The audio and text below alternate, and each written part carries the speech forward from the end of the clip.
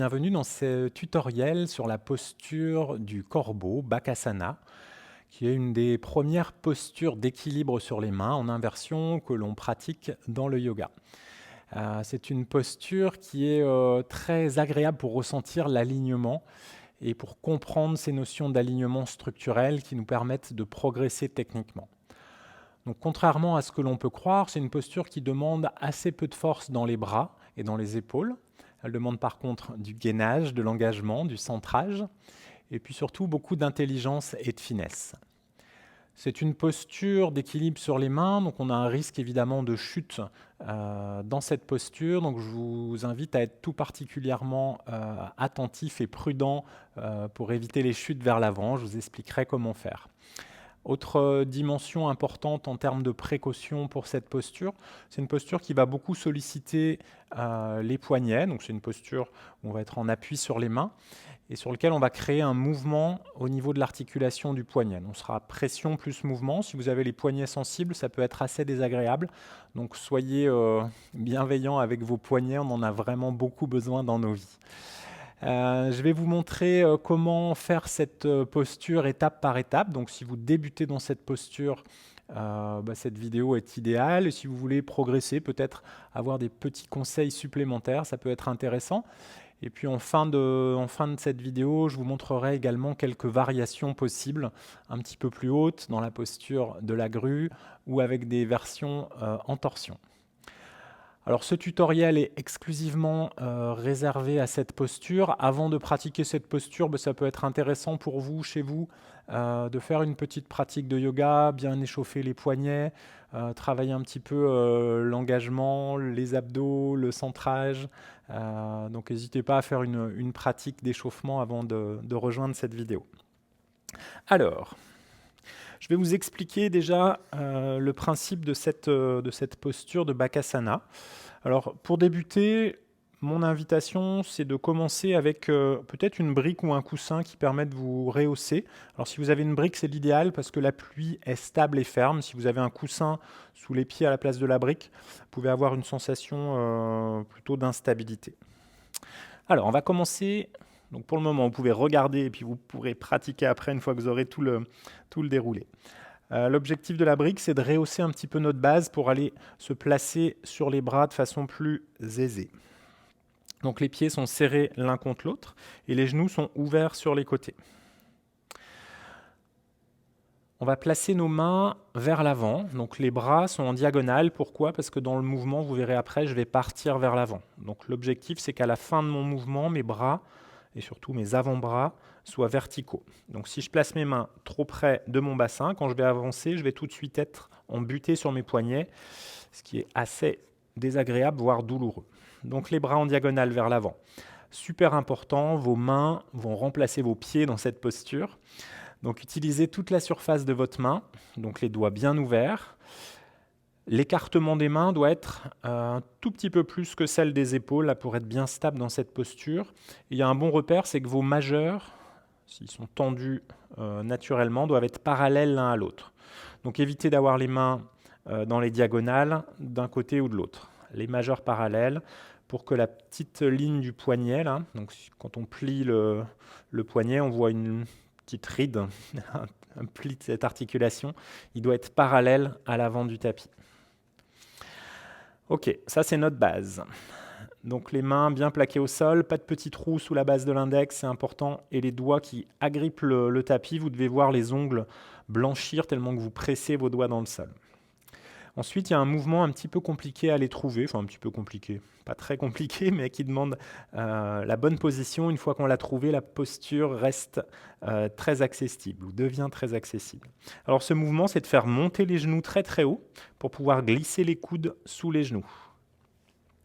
Donc ce mouvement-là, ce n'est pas un mouvement où je vais monter mon bassin pour essayer d'aller poser mes coudes sur mes bras. Alors c'est ce qu'on verra dans peut-être une évolution de la posture, mais pour la version de base, on va essayer juste de monter nos genoux. Donc regardez le mouvement de mes chevilles. C'est mes chevilles qui s'activent, comme si je voulais pointer mes pieds. Donc mes talons avancent, mes chevilles aussi, et ça fait monter mes genoux, si tant est que je ne monte pas mon bassin. Une fois qu'on a ça, je serre les genoux près des épaules. Donc là, c'est important de vraiment mettre beaucoup de serrage, beaucoup d'ancrage. Et je vais laisser mes coudes se glisser un petit peu sous les genoux vers l'extérieur. Ok ? Donc vous voyez ici, si je me mets face à vous, ce sera peut-être aussi une vue intéressante. Donc je monte les genoux, je glisse un petit peu les coudes sous les genoux, je serre les genoux vers moi et du coup je vais venir charger le poids du corps au-dessus de mes avant-bras. Je me remets dans l'autre sens pour que vous puissiez bien voir. Je monte, je serre, je glisse mes coudes sous les genoux. Une fois que j'ai ça, alors ce qu'il ne faut surtout pas faire ici, c'est essayer de s'envoler et de se jeter vers l'avant. C'est le meilleur moyen de se faire mal. Donc on serre et tout doucement, on regarde vers l'avant et on va venir déplacer très délicatement le poids de notre corps au-dessus de nos avant-bras. Donc c'est les orteils qui vont faire ce mouvement-là. Jusqu'à ce que vous sentiez déjà le poids de votre corps sur vos avant-bras. Donc regardez mes avant-bras, ils sont parallèles l'un à l'autre et bien verticaux. Donc là, c'est super solide, c'est mes os qui me tiennent. Je n'ai pas besoin de force dans les épaules. Par contre, j'ai besoin de force pour rester gainé. Après, ça peut être de lever un pied, l'autre. Ça peut déjà être une bonne évolution. On s'entend bien la stabilité. Ou peut-être, ça peut être de lever les deux pieds et de venir joindre les orteils. Ok, donc ça, c'est notre objectif global. Si on se sent en insécurité, alors il y a plusieurs options. Si vous avez un gros coussin chez vous, bien haut, vous pouvez venir placer un coussin devant vous. Donc même principe, tac tac. Et ça permet en cas de chute, hop, de venir amortir la chute. Alors à la fois pour votre tête, mais surtout pour vos poignets. Le plus gros risque dans cette posture, c'est de se blesser au niveau des poignets. Donc ça peut être une première option. Mon coussin, il est presque trop bas. Alors l'inconvénient du coussin, c'est qu'on a envie d'aller poser la tête dessus. Et du coup, vous voyez, si j'essaye d'aller poser ma tête, ça fait monter mon bassin et du coup, je bascule vers l'avant. Donc c'est juste une sécurité, mais on ne cherche pas à aller se positionner dessus. Donc les petits rappels, pieds serrés, les avant-bras en diagonale, les doigts bien ouverts. On monte les genoux, on serre, on glisse les coudes sous les genoux et on vient vers l'avant tout doucement, sans sauter, sans mettre d'action, sans mettre d'énergie cinétique, jusqu'à ce que vraiment avec délicatesse, mon pied il décolle tout seul. Et on se repose. Alors il y a une autre option aussi qui peut être de faire la posture contre un mur. Donc imaginez un mur là qui serait devant moi et d'aller poser le sommet du crâne sur le mur. Alors si je le fais par exemple ici, ça pourrait être quelque chose de ce style, avec le mur qui vient me stopper dans mon mouvement. Alors, une fois que vous avez expérimenté une ou deux fois cette posture, vous aurez peut-être envie d'aller plus loin. Alors, plus loin, ça peut être déjà sans la brique, même principe. On monte les genoux, on glisse les coudes sous les genoux, on avance le buste, on essaie d'utiliser nos orteils sans mettre d'action. Et à nouveau, l'important, c'est que tout le poids du corps et des genoux viennent porter sur nos avant-bras. Il y a une version un petit peu plus haute de la posture, qu'on appelle la version de la grue. Donc au lieu d'aller poser nos coudes sous nos genoux, on va aller poser nos genoux sous nos aisselles. Donc c'est une posture plus aérienne.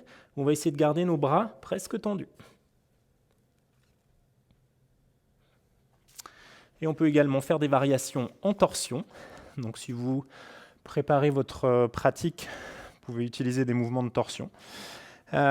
Pour préparer, je vais me mettre face à vous, ce sera peut-être bien. Hop. Donc dans le mouvement de Bakasana en torsion, si on prend en repère toujours l'avant de notre tapis, ça va être exactement le même principe. Les mains bien plaquées au sol, les avant-bras légèrement vers l'avant pour pouvoir trouver le mouvement pour venir placer le poids de notre corps. Alors en torsion, c'est un petit peu plus compliqué parce qu'il va falloir aller poser nos deux genoux sur notre coude. Donc important, garder les genoux serrés et les chevilles jointes. Même principe, je dois aller glisser mon coude ici, juste sous mes genoux. Et à nouveau, sans mettre de mouvement vers l'avant, je viens charger le poids du corps au-dessus de mes avant-bras.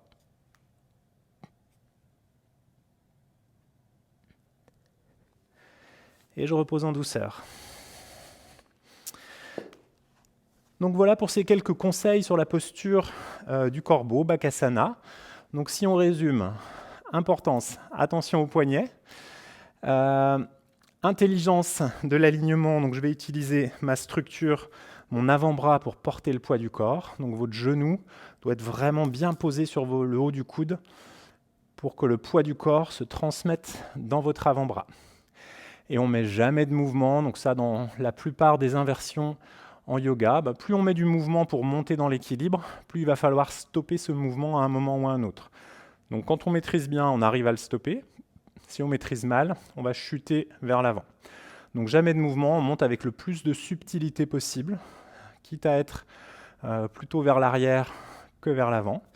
Et si on a besoin de sécurité, on prend un gros coussin, on peut même le mettre un petit peu plus haut que le mien, ou on peut se mettre contre un mur. C'est plutôt chouette contre un mur, parce que c'est le sommet du crâne qui va aller à la rencontre du mur, et du coup ça nous permet d'être plus dans ce mouvement de translation vers l'avant que de bascule quand on cherche à aller sur notre coussin. Voilà, je vous laisse expérimenter cette belle posture, tout en restant prudent et puis en vous faisant plaisir et en osant aussi un petit peu cette notion de jeu dans ces postures d'équilibre sur les mains.